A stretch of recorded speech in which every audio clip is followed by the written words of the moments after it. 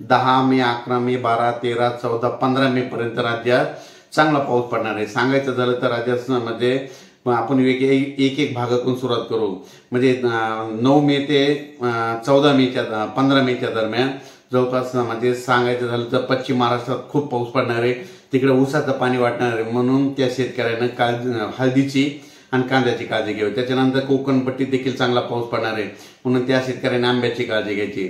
त्याच्यानंतर तो पाऊस उत्तर महाराष्ट्राकडे देखील पडणार आहे। नाशिककडे, नंदुरबार, धुळे, जळगाव, संभाजीनगर या भागाकडे पडणार आहे, त्यामुळे त्या शेतकऱ्यांनी काळजी घ्यायची। त्याच्यानंतर तो पाऊस मध्य महाराष्ट्रात देखील पडणार आहे, म्हणून मध्य महाराष्ट्रात बीड, सातारा, सांगली, सोलापूर, कोल्हापूर, तसेच पंढरपूर, लातूर, जालना,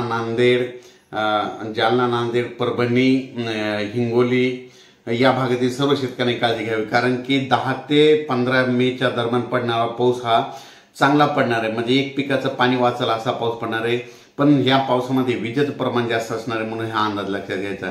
त्याच्यानंतर परत एक सांगू इच्छितो की राज्यामध्ये पूर्व विदर्भ, पश्चिम विदर्भ, तसेच मराठवाडा, मध्य महाराष्ट्र मग या भागात देखील सगळीकडे 10 ते 15 मेच्या दरम्यान पाऊस पडणार आहे, म्हणून हा अंदाज लक्षात घ्यायचा। पण परत एक सांगू इच्छितो की हा पाऊस ऊसावाल्यासाठी फायदा राहणार आहे, वीटभट्टीवाल्यासाठी नुकसानदायक ठरणार आहे, हळदी कांद्यासाठी नुकसानदायक ठरणार आहे, म्हणून हा अंदाज लक्षात घ्यायचा। हळद शेतकरी, कांदा शेतकरी आणि वीटभट्टीवाल्यांना आपण आपली म्हणजे 10 ते 15च्या दरम्यान आपण आपलं झाकून टाकण्याची तयारी ठेवायची। आणि परत एक सांगू इच्छितो तर राज्यात आता जून लागायला आहे आणि मान्सून आता यावर्षी तुम्हाला एक सांगायचं झालं तर 22 मेला अंदमान बेटावर दस्तक देणार आहे। म्हणजे 22 मेला अंदमानवर आगमन होणार आहे, म्हणून हा अंदाज लक्षात घ्यायचा। म्हणजे ही एक शेतकऱ्यासाठी चांगली बातमी। 22 मेला अंदमानात मान्सून येणार आहे, तिथून जवळपास महाराष्ट्राकडे यायला 20 दिवस लागते।